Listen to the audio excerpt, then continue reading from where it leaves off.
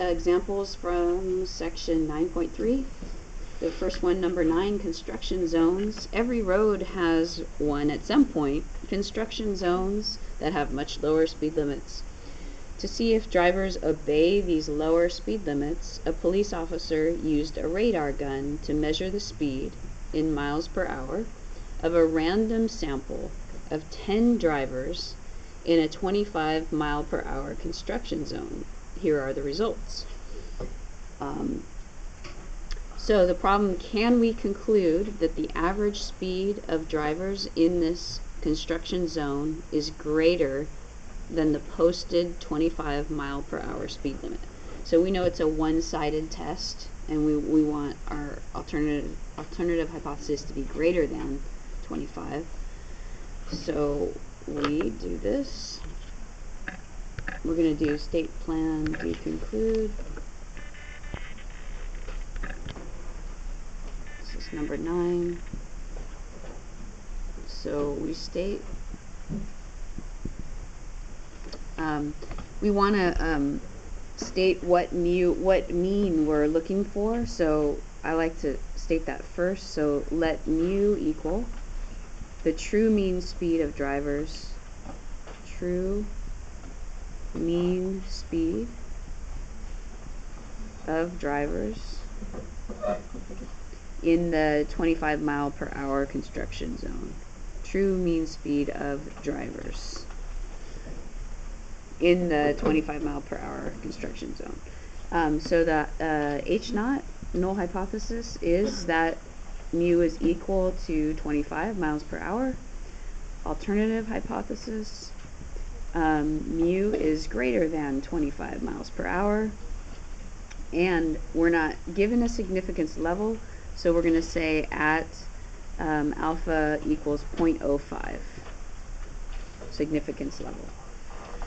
That's our state plan. So we're going to name the type of test. So we will perform a one sample t-test, one sample. Next chapter we'll get into 2 samples. One sample t-test if the conditions are met. Number 1, random. And so you would write on a test, a random sample of drivers was selected.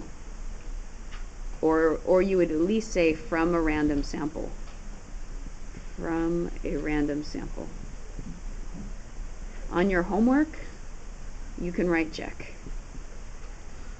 From a random sample. 2, normal. So since there's now, this is, I see this on test 2, the central limit theorem is only for means, not for proportions.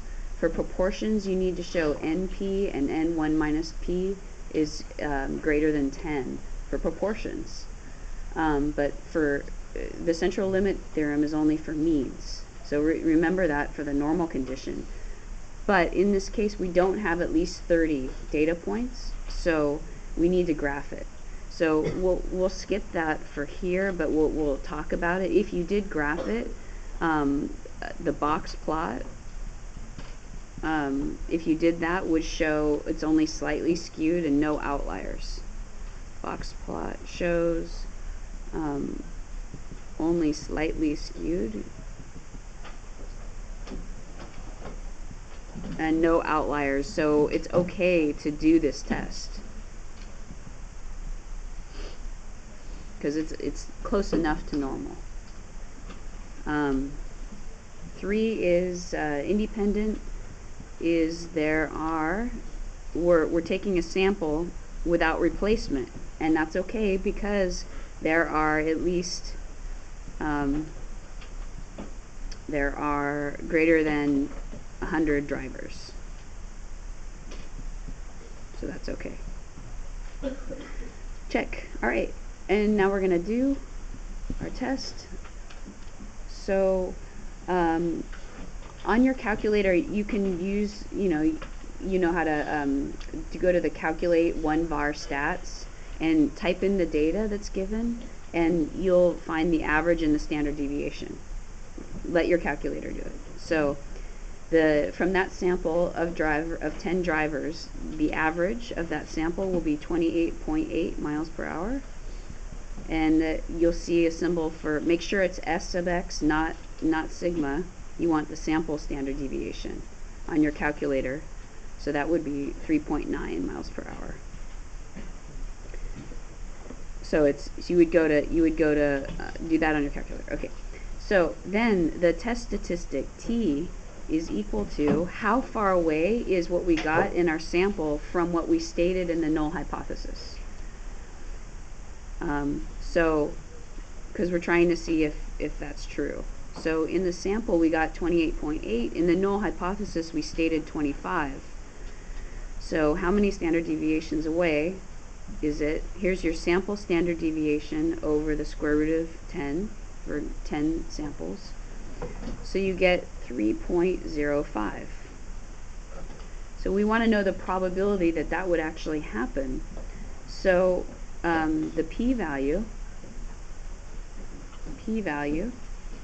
is basically the probability that t would be greater than 3.05. Why greater than? Because we want to know the speed, our alternative hypothesis is greater than.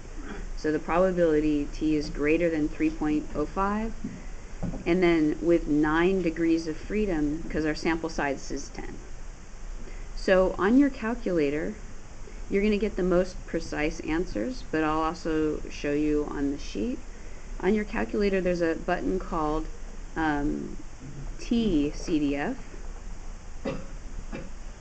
and it's the same place as normal CDF and normal PDF. It's all in that same place. And you would give it, you want the area from 3.05 onward, so 3.05 to infinity, and then you give it the degrees of freedom, which is 9. So on your calculator, that will give you 0.0069. So that means there's a 0.7% chance of it happening, and we only need, our significance level is 5%, so we can reject the null hypothesis. So our conclusion would be, let me just write it in a different color, conclude, since the p-value is less than alpha, so 0.0069 is less than 0.05, we reject H naught, we reject H naught. So but we have to put it in context of the problem. Very important. So there is, you have to go back to the original. There is convincing evidence that Miss Essman's on the road. Now, there's convincing evidence that the true average speed of drivers is greater than, in the construction zone of drivers in the construction zone is greater than 25 miles per hour. And then the type of errors. So given your conclusion, what kind of mistake could you have made, type 1 or type 2? So I have to move this. I can put it back in a second if you still need it. So for part B of this question, we could have made, well, we did reject the null hypothesis, so we didn't fail to reject, so it's not a type 2, it's a type 1 that we could have made. So we could have made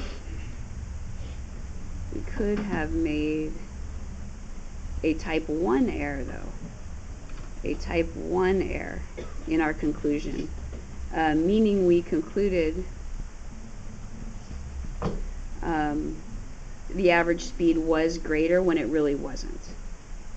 Meaning we concluded concluded average speed was greater than 25 miles per hour when it really wasn't. When it really wasn't. When it was actually safe for construction.